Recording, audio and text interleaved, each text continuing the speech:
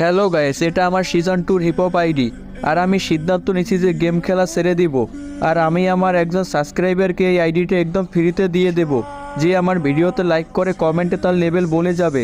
যার লেভেল সব থেকে কম হবে সে পেয়ে যাবে।